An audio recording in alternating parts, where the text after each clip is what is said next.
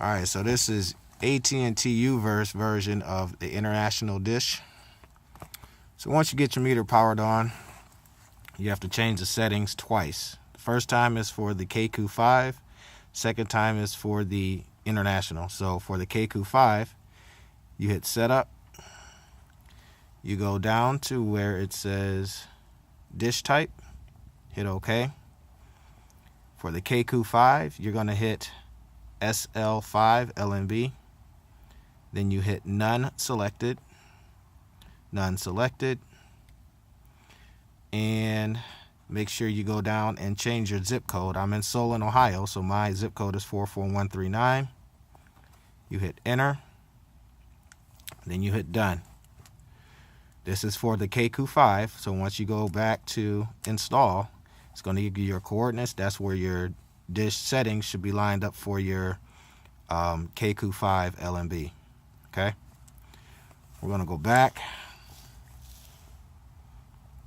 to set up for the for the KQ5. You're going to have 4 lines. The 4 lines you're going to have, doesn't matter which one you plug into your meter, they all will sync up and say the same thing. So you just use one of those lines, you're syncing up just like a regular reverse band or regular swim 3.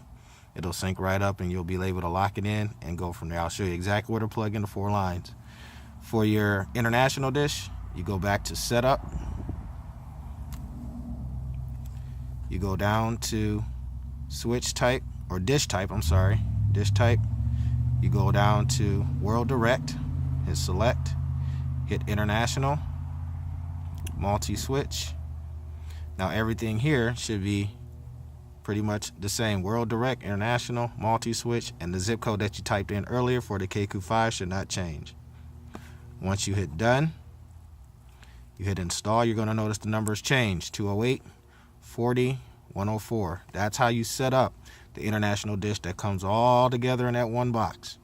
Set it up to these coordinates, so when you put it up there, lock it in with your inclinometer, it should sync up with these coordinates. You might have to tilt it or tweak it a little bit, but not too much, because it should lock on to this setting here. Okay, so 2 different dishes that you have. The KQ5 is on the left side, that has 4 lines coming from it, and then the international dish has its own LNB, which is that one. All 5 lines are coming down. They go all the way to this multi-switch. This multi-switch here. So your 4 lines on the KQ5 will be here, the first 4. This is on an 8-port switch, multi-switch. So your 4 lines will go on these first 4 blocks here, these first 4 ports.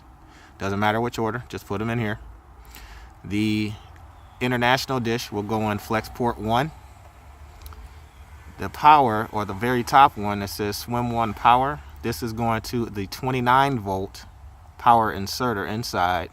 And from there, that's how you configure your splitters and everything else from there.